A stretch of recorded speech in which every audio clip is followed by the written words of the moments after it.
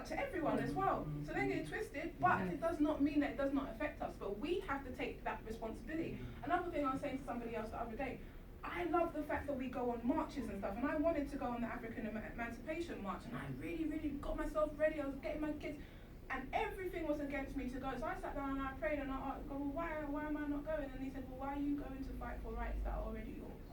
True that. What sense does that make? You're not doing a unity march where you're affirming your unity as African people after your dissertation. You're going and asking people for rights. And what do? They turn around and they say to you, oh, well, you must just get over it. Now, why are they going to tell you how powerful you are if they were the ones that was able to convince you that you weren't powerful in the first place? God said to me, how can you destroy the indestructible? And I was like, if he doesn't know that it's indestructible, it's already destroyed. And this is why the spiritual power is so important. If you know that you are omnipotent, if you know that you are so powerful, and that the more that you work together, that you're able to draw in power and energy from everywhere, you're not going to allow yourself to be defeated. That in itself is an illusion. And this is the level of consciousness that we need to get to so that we are walking around as the super beings that we know that we are. And this is not some fictitious thing, this is about our divine spiritual power. Okay?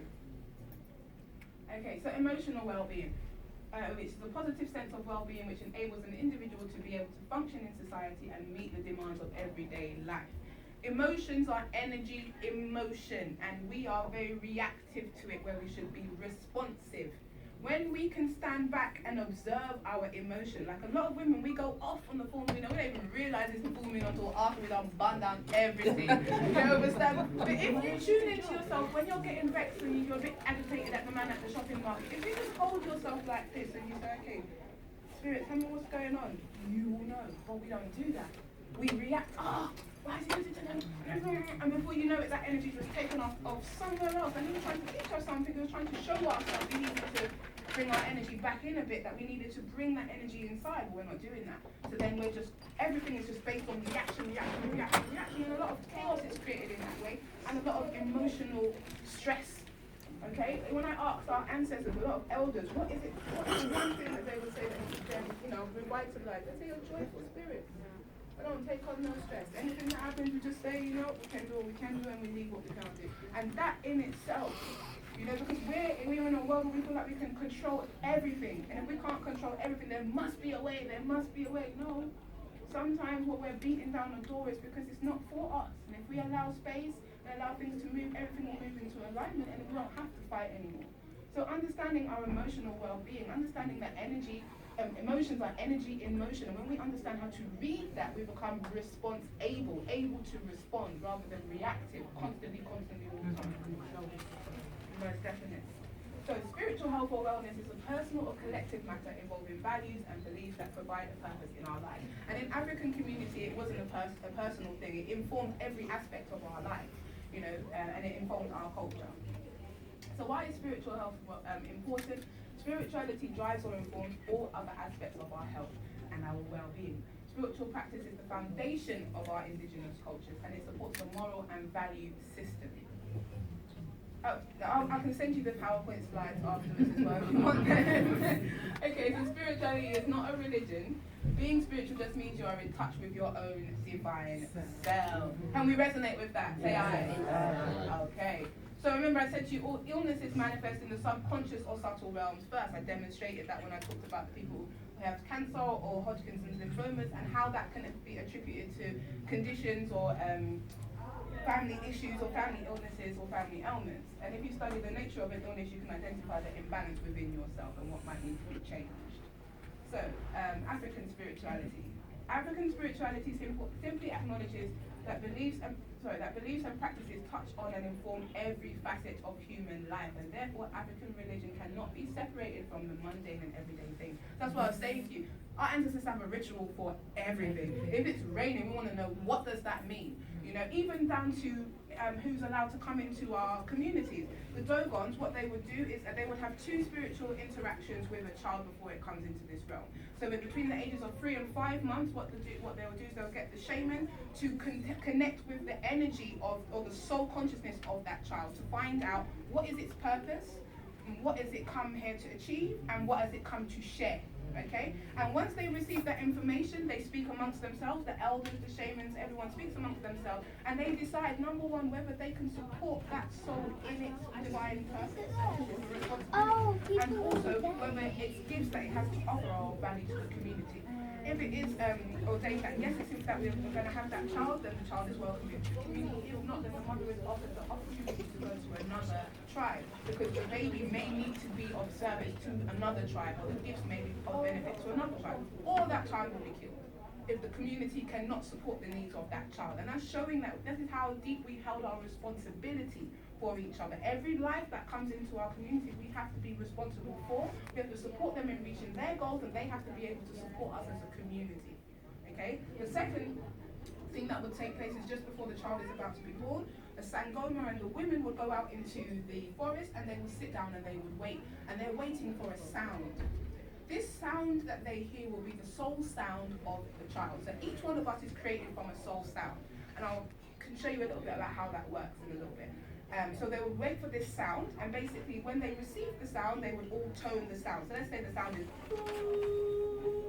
they would all tone that sound. When the child is born, that tone is sounded. When the child is going up through its life, goes through its rites of passage, initiation, that tone is sounded. When the child does something wrong, everyone in the community comes and sounds that sound. Why? To remind that soul of where it came from, to remind it of its soul consciousness. Not that it's limited to this physical body, not that his name is Reuben and he's always doing naughty things. His soul. So then that reminds him of where he comes from and his true power, and brings him back into, it's like a kind of conscious awakening system. But that's how powerful we took our connection to the astral realms, and also our responsibility for each one of us in our communities. This stuff you can research in a book called Of Spirit and Water, and also Ritual and Community by Manidoma Patrice Some, who is from the Dogon tribe. Okay? This is a scene that I used to see growing up now, especially in Trinidad, like Best Village and all different kinds of things. You know, see my mum wrapped up with her whites and going to church and doing prayers and stuff like that. And those ancestral, you know, those people that kept that energy is kind of what we're feeding off now. You know, they keep us protected. In the Haitian Revolution, as we know, they called on our ancestors to defeat the French who came in, and also Ethiopia as well was one of the only places that was able to not be invaded, other than when Mussolini came, but before that, because of their strong spiritual and cultural roots and foundations. So our ancestors have been using the spiritual knowledge and power to defeat enemies, to protect themselves.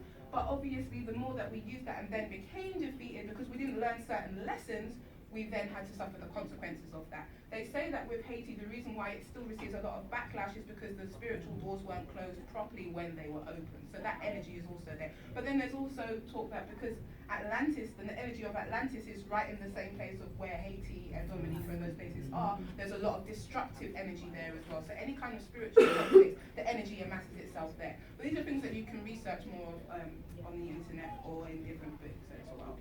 So the 42 idols of Ma'at, have you all heard of this? Yes. Okay, so this is just showing you where we've always had different constructs which help to support our spiritual well-being, to keep us on the right path, to keep us guided, to keep us constantly in tune with ourselves, with nature and with each other, and also held responsible and accountable. Some other spiritual practices within our cultures are Ifa, spiritual Baptist, Wadun, Katomble, Rastafari, Christianity, and many more. I'm rushing through because need to wrap it up. So spiritual practices were outlawed between the 18th and 19th centuries because of the fact that we was overthrowing these people as much as they tried to just, cut us from our mother tongue, because our mother tongue, when we're speaking those words, it sounds, it's soul sound. It's not no dead English language which has no soul sound. When we're speaking in our dialect, we're actually creating energy in a different way to how we're using the English language now. So they outlawed it, but we still continue to practice in different ways. Haile Selassie, Ashe says, we must stop confusing religion and spirituality. Religion is a set of rules, regulations, and rituals created by humans which were supposed to help people spiritually. But due to human imperfection, religion has become corrupt, political, divisive, and a tool of power struggle. Okay? Brilliant. Okay, so we are in the midst of a spiritual awakening, as I said, people. Black girl magic has become a popular hashtag. Now people I see doing candles, and everyone's trying to find their way. We're not sure who to trust either because we've been told that our thing is so taboo, but yet everyone's using it. As I said to you, I've studied in the College of Psychic Studies, I've been to the Masonic temples, I've seen all of that stuff because that was my journey. Spirit wanted me to be able to see both sides of the coin. And I actually learned that stuff first because it's perceived as okay.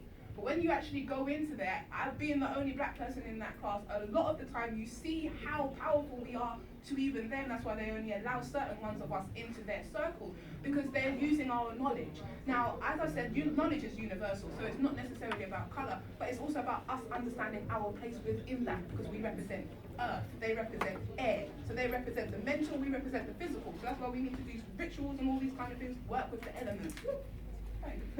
So that's our energy. They're mental, so hypnotherapy, mind control, all of those kind of things is what they do.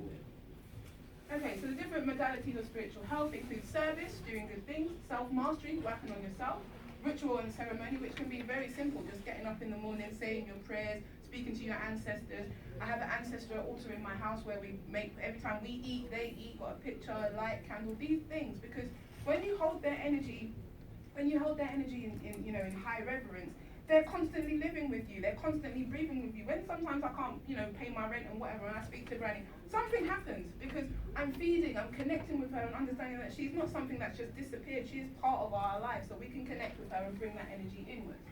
Reading, making sure that you're reading things which enhance your spirituality, make you think and think outside of the box. Doing positive affirmations, thoughts, mindfulness. You could do mindfulness while you're washing the dishes. Literally don't think of anything else other than washing the dishes and seeing the water and just being able to tune into your energy in that way. I wanted to show you quickly how to sense energy. So if you get your hands together like this, and you're going to pull it away slightly, and just move your hands like this, you should be able to feel like a slight slipping, like a magnetic charge. If you don't feel it, do it again. And just pull it away a little bit and just play with that energy there. And if you're not feeling that, okay, just tune into it a bit more. Some of them answer for them, calf. No problem. You can definitely just pull it apart a little bit like that. You may feel some warmth, you may feel a little bit of slipping, you may feel a bit of tingling. And it's something that you can practice, but basically what you're doing is you're drawing on your own electromagnetic field. And when people do Reiki and things like that, they're tuning into the energy that's around them, but also being able to use their electromagnetic field to support the healing of somebody else's electromagnetic field. So it's understanding that we have active power, we are active beings, and we can use it to heal ourselves and others. So the last thing I wanted to do with you quickly, as I said, you can also have the presentation. I can send it to you so you can look through it in your own way. And that's just about understanding the power of visualization and understanding how we can create our reality. I will send you this because there's little tools on there that you can use as well, little bits of information. Looking at spiritual cleansing of the body, so spiritual baths, herbs, sacred oils, smudging. I've got a few things outside, like I've got oil for power and protection, things like that with frankincense and gold and stuff like that, which goes into your skin, but also into your aura, your own electromagnetic field. It helps to raise the vibration there. Smudging, visualization, energy healing is great for that as well. So you can clear your space using sound. So using rattles and shakers. And this is my altar space at home. So creating your own sacred space in your home will help to raise the vibration in your home as well. So we're going to just quickly do this chant. Sorry I'm going through it so quickly. Just going to quickly do the chant. So I want to help you to tune into raising your vibration and using your sacred breath. Are we ready? Can we do this? Yeah? Okay, cool. So, Sa Sakem Sahu. Ancient Kemetic word which means stand in your divine power, your divine sovereignty. And for me, this is like a battle cry, because right now we're on the battlefield, we're in war, aren't we? Would you agree we're in war? And we need power.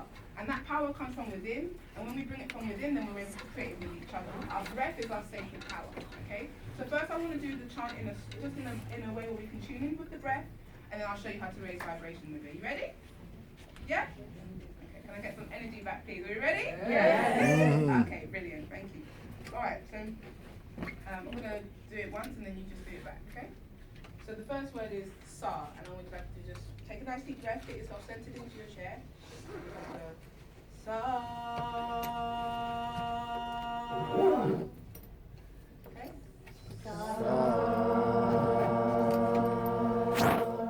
Okay, so nice deep breath in. And let's go.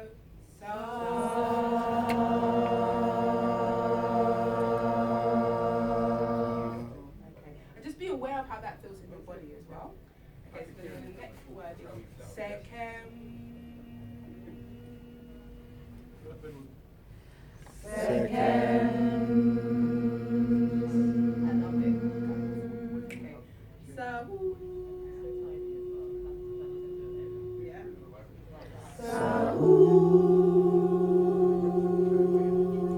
Love it. Sorry, it's the energy. It's the energy. Okay, so how's that feeling? How's that feeling? Feeling good? Alright, so I want you to take your right hand, which is your giving, you put it on your heart chakra. You're giving to your heart, giving to yourself. And your left hand, which receives, you're going to put it on your sacral chakra just under your womb. So you are giving love to yourself and you're receiving it, okay? So we're going to do the same thing that we just did, but I want you to really just bring the energy into you and feel how the sounds feel in your body. Be aware of the energy that it builds in your body, okay? Are you ready? And you can do this with your eyes closed as well. And just try and tune into how I'm doing it. Okay, brilliant. Take a nice deep breath in.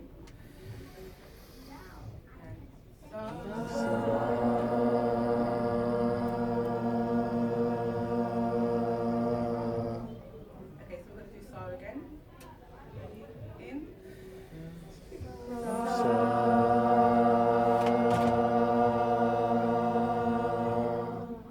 Okay, second. Breathe in.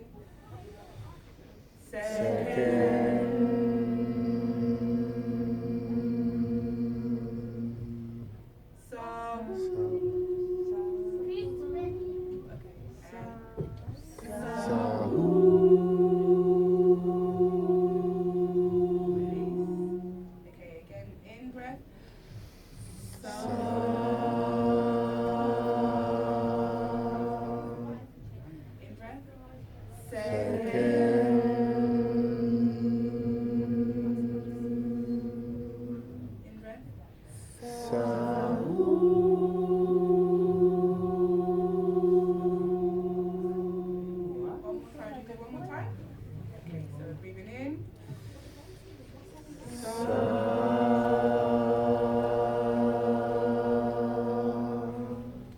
In.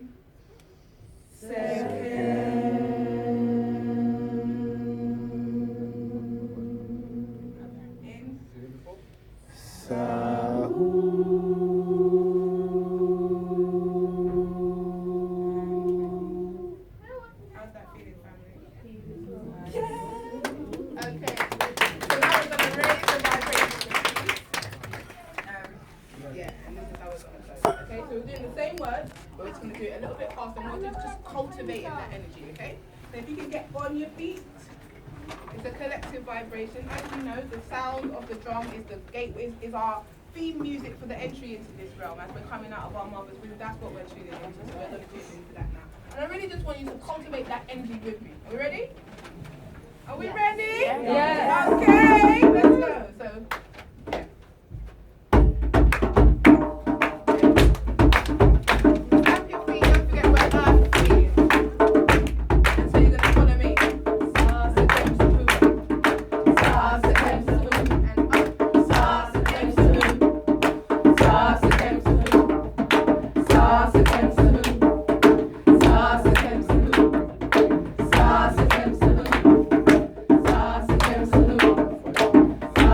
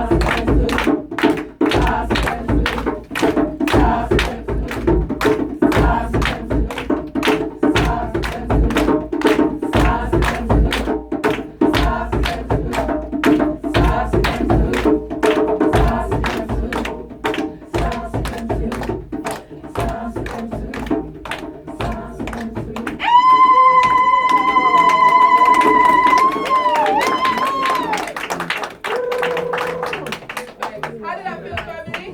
Yes, rock out now.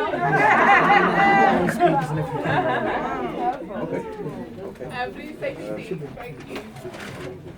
As I said, you was able to see it in a slow, rhythmic way, just doing that breathing, feeling that energy shift in your body, and now you can feel the energy really moving through your body. Now, you don't have to do that every day. You've got to walk out your house feeling like a champion.